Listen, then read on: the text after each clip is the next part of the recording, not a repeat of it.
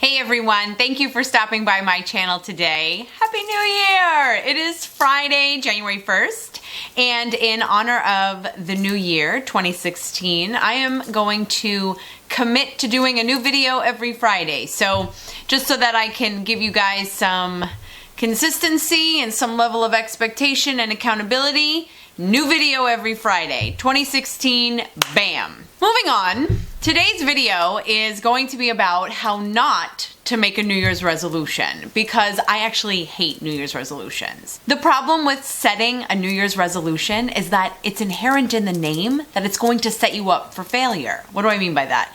Well, a resolution, that sounds like colonial times. First of all, it's a resolution. We are adopting a resolution. Resolution just sounds so firm and so strict. I just don't like the idea of telling yourself that you're going to set a resolution, because life happens, things change, and if you don't commit and complete to this absolute resolution, it just feels like that's very defeating for you. And so I am going to talk today about how not to set a New Year's resolution, because I love the idea of starting a new year and starting fresh, and it's a chance to revive yourself and a chance to, the possibilities are endless. But we're going to talk today about how not to set a New Year's resolution. If you want to find out how to do that, then let's get started. So in my quest to help you not set a New Year's resolution, there's just a couple of key points that we need to consider and make sure we pay attention to. The first one is that we are not going to call it a resolution, and we are going to instead call it a goal.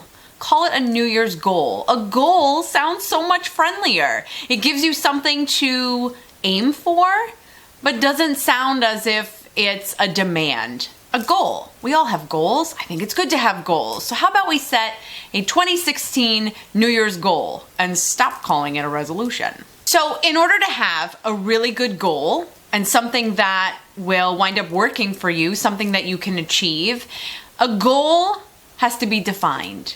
Because if you just leave it all kind of airy-fairy, that doesn't really give you any direction, and then also will set you up for failure. What do I mean by that?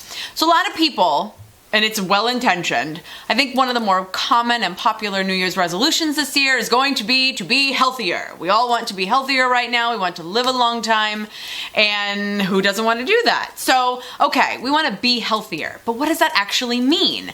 That goal is so broad and so undefined that it can feel overwhelming and give you no direction as to where you want to go with that. And so step number 2 when it comes to setting a really good non-resolution goal for 2016 is to define your goal. So being healthier can mean kind of so many different, it involves so many different departments. So that could mean eating better, that could mean becoming more active, that could mean taking care of yourself emotionally or spiritually. All of that falls under the umbrella of being healthy. For example, rather than saying you want to be healthier in 2016, narrow it down and define it and say, I prefer to be more active this year. That's where I'm going to focus my attention. So define your goals, and you can get as specific as you like. And in fact, the more specific you get, the better. The second thing you want to consider when you are setting a goal for 2016 is you want your goal to be realistic. And this is where the debate between short-term and long-term goals kind of factors in. It's always good to have a long-term goal, keep your eye on the prize, where are you going, what direction are you heading, great. But if you focus too much on that long-term goal, it can seem very overwhelming.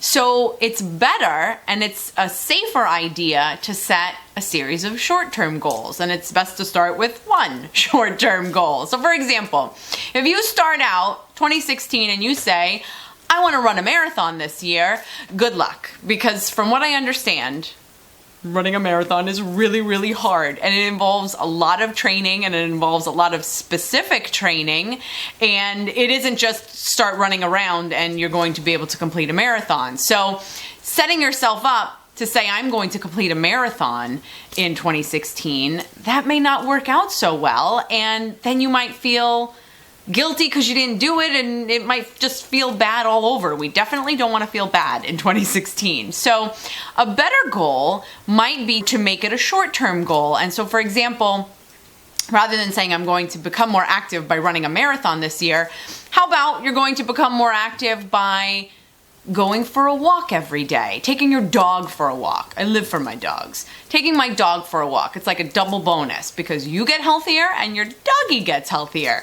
So saying something like, I would like to take my dog for walks more frequently is a much better short-term goal and something that you can actually achieve because it's definitely much more realistic. You don't have to train to take the pooch for a walk every day. The thing to remember here is that you can take these short-term goals and turn them into a series of short-term goals, and all of those short-term goals can lead up to a major long-term goal. Because maybe you start off going for walks every day and you realize, hey, I'm being really good at this. This is really working for me. So then you start to then go for a jog every day, and you can see how it can build from there. But if you start small and you start with something that you can feel good about, that you can actually do because it's realistic and it's something that you can accomplish, then you can build on that with more short-term goals, which can ultimately lead to your long-term goal, which might actually be to run a marathon.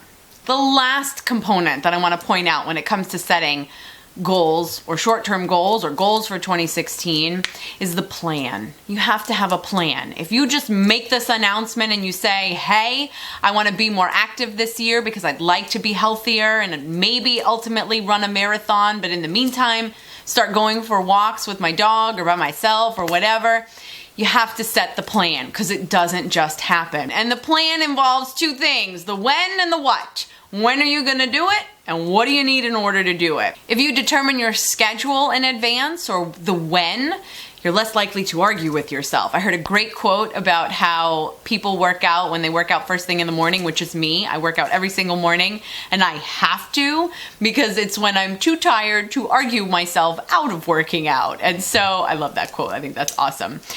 So if you have a schedule and you know when you're going to do it, then you're less likely to miss it if it's just left up in the air. So maybe you will go for your walk with your dog after dinner every day, or after dinner 5 days a week, or after dinner Monday, Wednesday, Friday. Set the goal that works for you and set the schedule that works for you, but be sure and try to set that schedule because then it will become a habit, which is kind of what we're looking for since we're trying to make this last throughout the entire year. Finally, you need the what in the plan. What do you need to go for a walk? You need a dog. If you're taking your dog. I'm not sure why I've turned this into a dog walking video, but I'm just gonna keep going with it since that's where we've gone so far. So you need a dog. Actually, P.S., you can always go to your local animal shelter. From what I understand, many of them love when people visit and actually just take their dogs out for a walk. So if you don't even have a dog, you can borrow a dog. And that's my PSA for 2016. Go borrow a dog at the shelter. Anyway, okay, so you need a dog. You need sneakers and you need a leash. And so what I do is I leave the leash and the sneakers right by the door, which is also kind of a double bonus because when my dog sees the leash at the door, he likes to remind me, or they like to remind me that, hey mom, it would be great if we could go for a walk right now. So if you leave yourself the props out so that you don't forget or that you're reminded about it, that also will help you develop the habit, develop the routine, and kind of stick to the goal that you set on the morning of January 1st. So for 2016, when you don't set a setup for failure resolution for the year and you instead set a goal or two for yourself, remember, you want to define it, you want it to be realistic, and you want to put the plan in place. And I think, from my own experience anyway, and this is the only place this is coming from my own experience, if you remember those three key things, then you are less likely to ever feel guilty, discouraged, let down, or not be able to achieve the very thing that you set out to do for the new year. So my best to you this year. I had a great 2015, but I love being able to start a new one because like I said at the beginning, the possibilities are endless and I can take 2016 wherever I want to. And so I do wish you the best Thank you so much for spending this time with me. What are some of your New Year's goals? Please leave that in the comment section below because I would love to know what everyone else is up to. I didn't even say yet, one of my goals for 2016 actually has to do with my dogs and making sure that I do take them for more walks because it is their joy of life when they are outside and smelling and peeing and whatever else dogs get excitement from outside. It is all over their face, and that brings me joy, and we get to bond, and we both do get to be more active, and I am the first to try to make an excuse for myself when the weather is crappy or I'm tired or I'm busy or whatever, and I would definitely like to make my dogs more of a priority. And so that's my goal for 2016, and I, like I said, would love to know what some of your goals are as well. Thank you so much for spending this time with me. I do look forward to seeing you in my next video, which will be at least every Friday this year. If you enjoyed this video and would like to see more like it, then please give this video a thumbs up. And if you're not already a subscriber, I would be honored if you became one. And so click the red button and subscribe. I do hope you have a good rest of the day. I hope you have a really great rest of the year. And I look forward to seeing you in my next video. Thanks.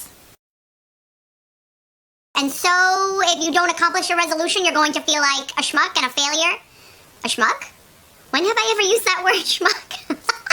And you can build on that with more short-term goals. Short-term goals. Short-term.